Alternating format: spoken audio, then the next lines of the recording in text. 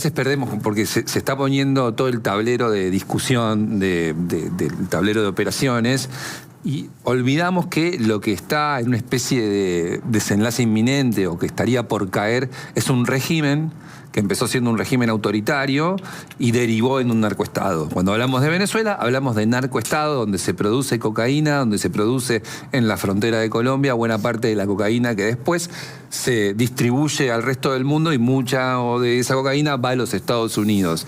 Ahí hay que ir al punto de origen, hay que ver ahí cuáles fueron las denuncias, cuáles fueron los elementos que fueron desnudando de alguna manera esta situación. Y hay una historia que dio en exclusiva Infobae España, que me llamó poderosamente la atención, una historia en primera persona, de una persona que denunció al chavismo, fue preso y fue torturado por el chavismo, un comandante, una persona que tuvo un mando y una posición específica destinado a la frontera en el Catatumbo, allí en el famoso Catatumbo, con Colombia, y que por ver lo que vio y por impedir demasiadas cosas, acaso, terminó preso y torturado, colgado de pies, boca abajo y muchas cosas más y penurias que nos va a contar. A los 16 años, Milton Revilia entró al ejército venezolano. Se convirtió en uno de los paracaidistas más especializados de las Fuerzas Armadas de su país. Estuvo destinado en el paso fronterizo de Catatumbo, donde combatió al frente 33 de la FARC. Allí fue testigo de la convivencia del régimen de Chávez con enviados de ETA, del IRA y de otros grupos terroristas internacionales que viajaban a la región para tomar instrucción. Lo denunció y por eso fue detenido, acusado de espía, torturado y condenado a prisión. Y la magnitud de las torturas deja la piel de gallina.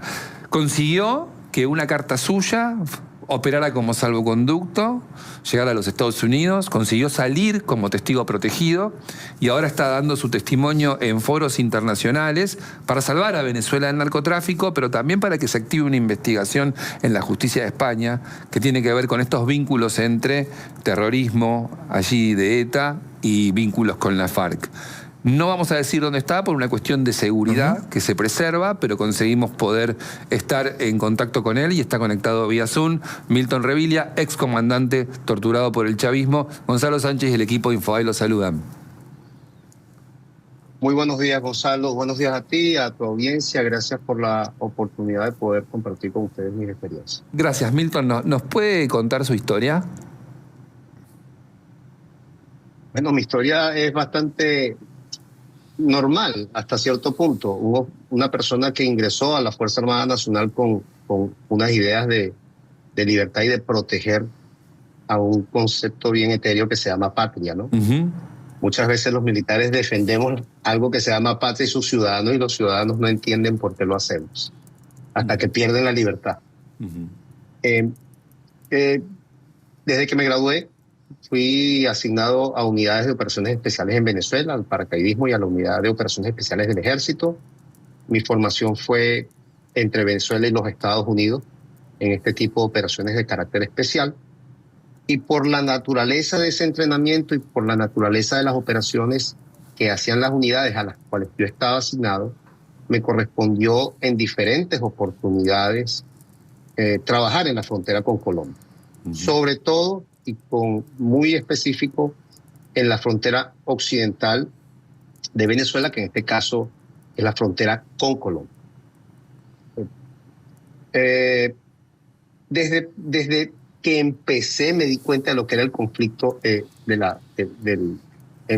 esa dinámica fronteriza, el contrabando. En ese entonces no se hablaba mucho de narcotráfico, el secuestro, etc. Sin embargo, en el año 2000, cuando mi unidad es asignada a el Catatumbo venezolano, específicamente en esa área, en los municipios de Jesús María Semprún, un municipio Catatumbo del estado Zulia, en Venezuela, recibimos un informe de inteligencia, empezamos a realizar nuestras operaciones de combate. Ya ahí sí se hablaba de narcotráfico y ya se hablaba de guerrilla, no se hablaba de terrorismo.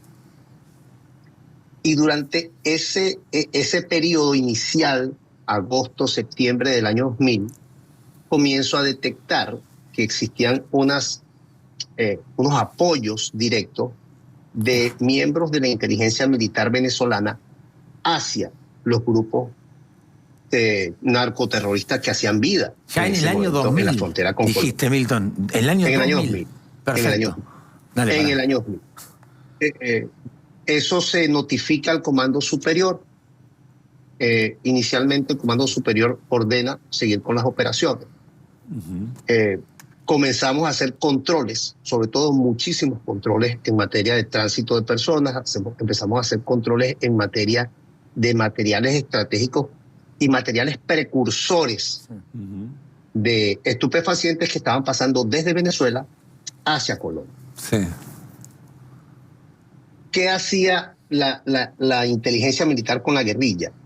Cuando nosotros reteníamos esos materiales, los enviábamos porque estaban prohibidos y controlados por la legislación venezolana, pues sencillamente inventaban unas autorizaciones y las hacían firmar por superiores militares a fin de que se siguiera permitiendo el paso de esas sustancias controladas hacia el Frente 33 de la FARC. Claro. Había un paso obligatorio en el Catatumbo, que específicamente era controlado por mi unidad, y allí pudimos ver entonces el tránsito de diferentes personas que, según la inteligencia colombiana, en compartimiento con la inteligencia venezolana del teatro de operaciones, no esa inteligencia militar de Caracas, eran solicitadas por vínculos con la guerrilla. ¿Qué me correspondía? Detenerlos y ponerlos a la orden de las autoridades. Exacto. Una cosa que me llamó la atención un día, yo detuve a un ciudadano después de hacerle una revisión bien exhaustiva de todo lo que él llevaba, sus pertenencias, conseguimos 72 millones de pesos. Al ser interrogado, de la manera pero más cínica, el hombre dice, mira, esto es para pagarle a los raspachines en las montañas. Los raspachines son esas personas que raspan las hojas de coca para producir la base. Y él me dice, si quiere se queda con eso, que eso lo recupero yo en una semana. Bueno, lo detenemos, hacemos el procedimiento policial, ¿verdad?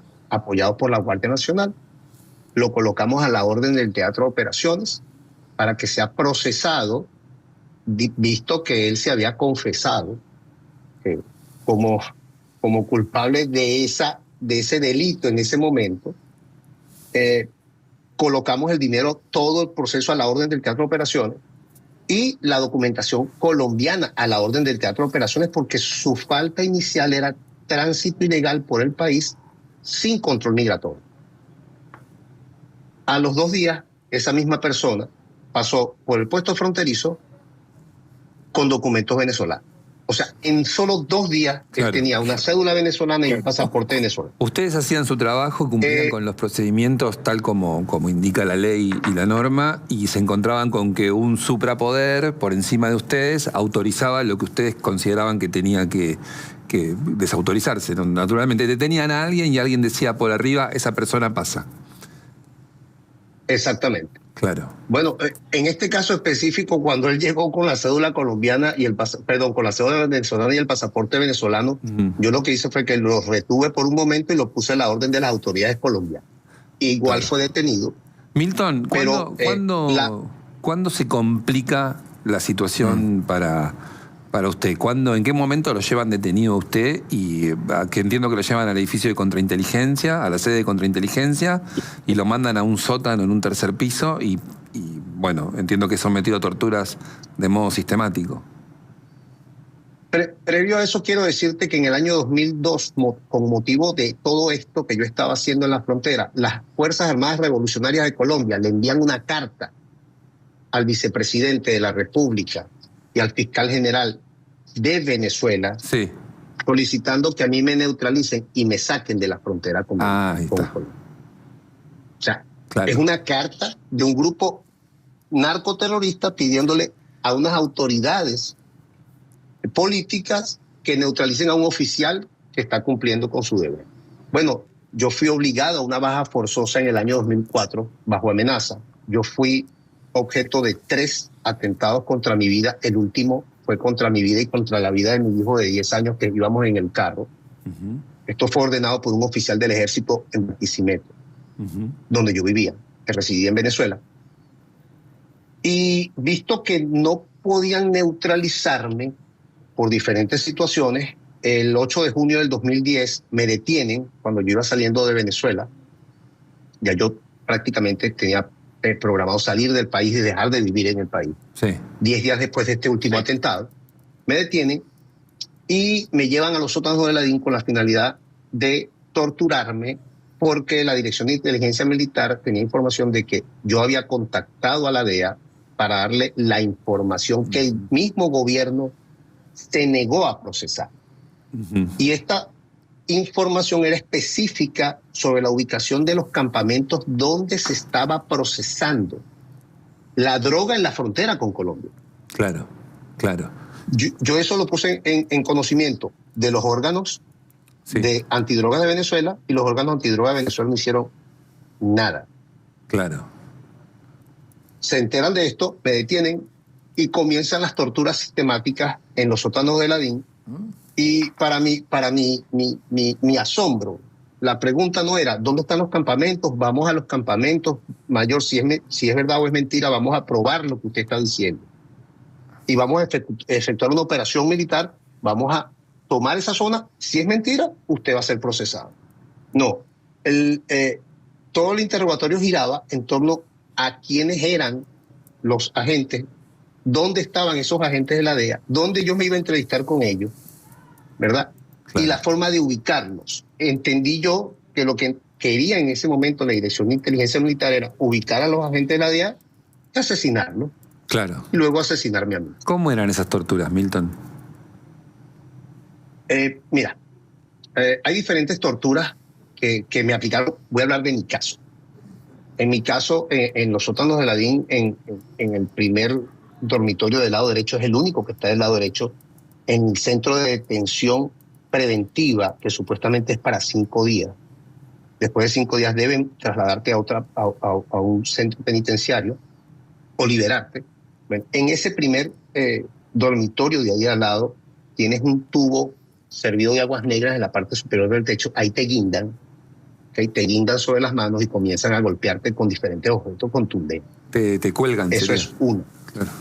Te cuelgan exactamente de las manos. Tú puedes dislocarte las muñecas.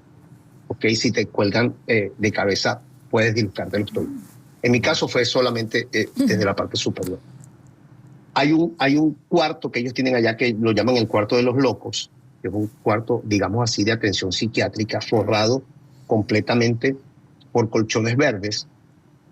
Tiene aproximadamente 3 metros de altura y tiene un control de calefacción que es controlado desde afuera por los agentes de la DIN, ¿verdad? Allí te desnudan, te insertan dentro de esa habitación y comienzan a controlar hasta el frío extremo, ¿verdad?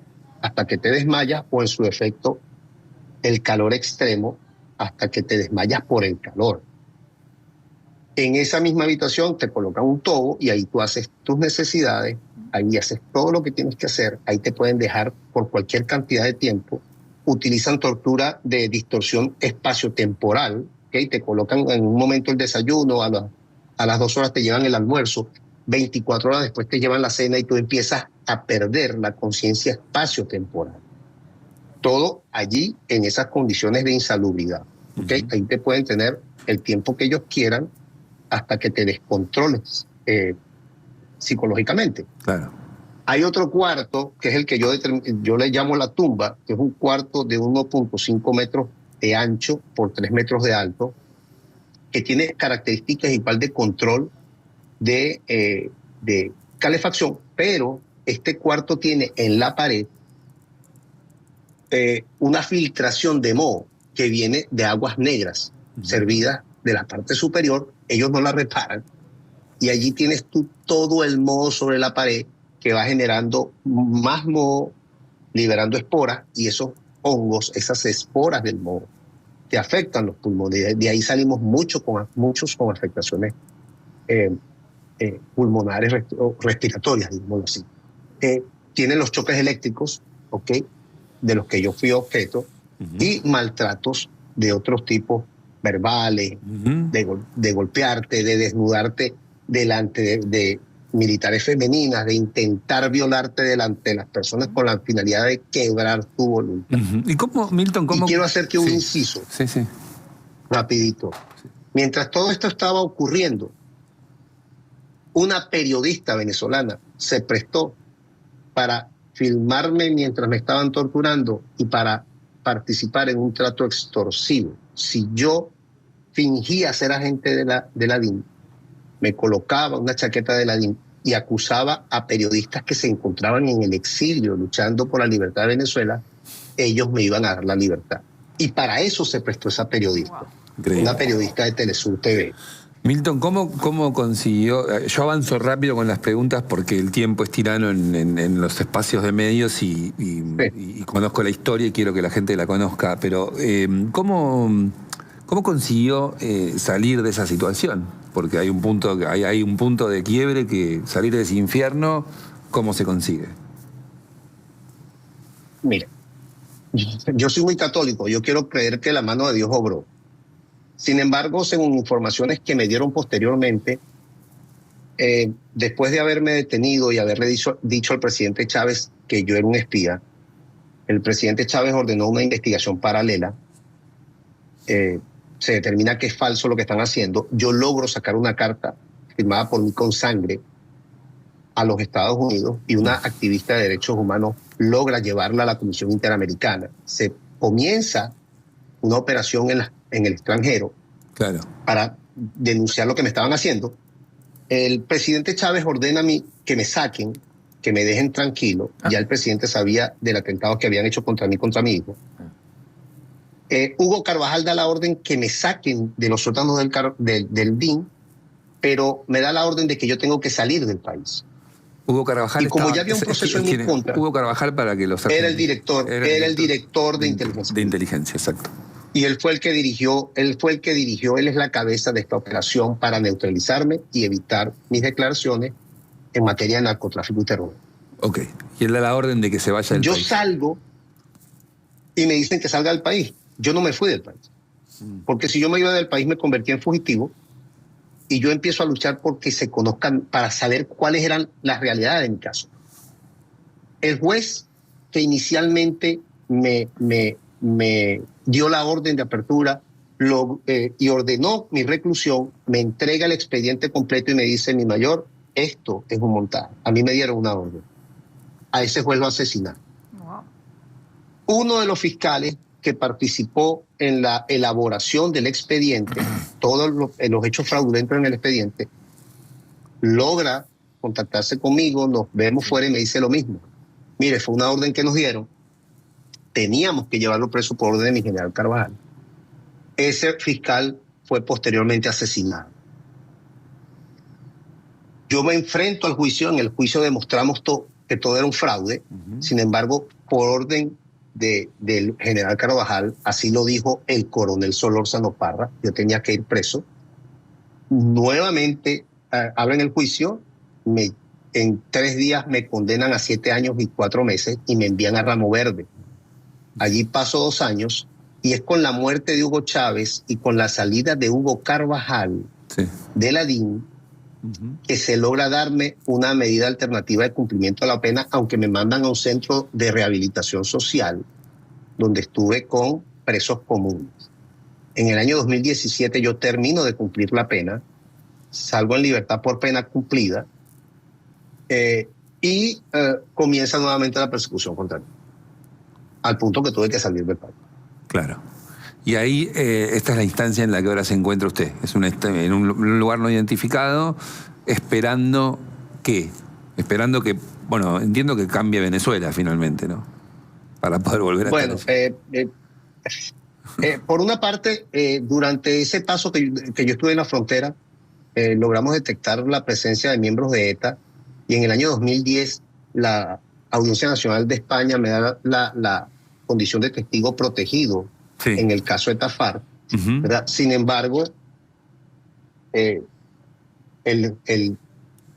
caso de ETA FARC se detiene y la Audiencia Nacional de España y la Fiscalía de España se niega a reabrirlo. Okay. Si vemos el abogado defensor de Hugo Carvajal en España es Baltasar Garzón, Okay. y la pareja sentimental de Baltasar Garzón era la fiscal general de España. Hoy todavía hay elementos políticos en España que conviene, a los cuales les conviene más que este caso no se abra o no se reabra, porque las relaciones entre ETA, FARC y Hezbollah con miembros de la inteligencia militar venezolana pues pueden traer como consecuencia unos hechos políticos bien delicados para España. Ese es uno. El segundo es el caso de la denuncia que yo hice en Colombia. La Fiscalía de Colombia inicialmente ordenó una medida de protección contra mí, aunque yo no vivía en Colombia, pero con el advenimiento de Gustavo Petro, la Fiscalía de Colombia detuvo la investigación. Me notifican que se le va a dar archivo momentáneo. No quieren seguir investigando porque quienes ordenaron mi asesinato son hoy los senadores del Partido Comunes que se encuentran en el Senado del Congreso de Colombia. Claro, claro. Y por último, mi caso en la Corte Interamericana se encuentra paralizado en espera de que la Corte determine. Ya llevamos año y medio esperando que me citen a audiencia de juicio. Sí. Pues lamentablemente se encuentra paralizado. ¿Qué indica, Milton, su termómetro interno acerca de lo que está pasando ahora en el Caribe con esta, situación, decimos, de cuenta regresiva, con Estados Unidos ejerciendo una presión de alguna manera la más contundente que conocimos hasta ahora? ¿Usted cree que va a caer el régimen de Maduro? Por el caso que llevo ante la Corte Interamericana de los Derechos Humanos, tengo prohibido emitir opiniones que pudieran ser consideradas políticas. De acuerdo. Lamentablemente no puedo darte mi respuesta. Es comprensible, Milton, pero la historia quedó muy clara y fue contada como correspondía. Como la habíamos leído en Infobae España, la queríamos traer también a la Argentina y quedó muy, muy claro el testimonio. Gonzalo, si me permites, quiero hacerte un comentario rápido. Sí. Esto no está escondido. Esto se envió a todas las instancias del poder público en Venezuela, a todas las instancias. Presidencia, Ministerio de la Defensa, diferentes componentes militares, Fiscalía General de la República, Congreso de Venezuela, que en Venezuela se llama Asamblea Nacional. Todos los órganos del poder público en Venezuela sabían y conocían de las relaciones entre elementos de inteligencia militar, miembros de la FARC, miembros de Hezbollah y miembros de ETA. Todos lo sabían. Perfecto. Desde el año 2000 hasta la fecha, el 2022, yo salgo de Venezuela y hasta un mes antes de salir de Venezuela se le notificó al ministro de la Defensa, al presidente de la República, todo lo que estaba ocurriendo. Claro. Por lo tanto, decir que los motivos son otros es como ser un poco temerario cuando están los documentos escritos que prueban todas estas relaciones y que prueban las relaciones y el favorecimiento de organizaciones de inteligencia militar venezolana a miembros de organizaciones del narcotráfico y del terrorismo internacional. Milton, muchas gracias por la conversación, por esta entrevista. Muchas gracias, Gonzalo. Muchas gracias a ti y a tu equipo. Mandamos un saludo y quedamos en contacto. Milton Revilia, excomandante torturado por el chavismo. Un testimonio porque a veces nos vamos de lo testimonial. Estamos haciendo todo el estado en el que estamos, ¿no? Estamos en el escenario del análisis y tratar de comprender, y quedan las historias de Nahuel Gallo, por ejemplo, de que no sabemos nada, de que está el argentino secuestrado, desaparecido, y después de escuchar un testimonio como este, me atrevo a pensar muchas cosas. Entonces nos vamos de lo testimonial, y también hay que volver un poco a las historias reales de gente que, por ejemplo, como Milton, que presentó todos los documentos, tiene mucha validez, la historia está como muy documentada. Hay una nota, insisto, en Infobae España muy interesante para leer. Claro, que están estas historias que gente que cuestionó el chavismo, que planteó las cosas que denunció, que dijo, che, acá hay narcotráfico, che, acá hay terrorismo, che, acá está ETA, acá está Hezbollah, acá están la FARC, está todo sucediendo en este espacio. Los tipos que dijeron lo que dijeron, finalmente terminaron presos y torturados. Una historia. ¿Pedimos likes? Claro que sí. es la marcha del león, rugiendo cada vez.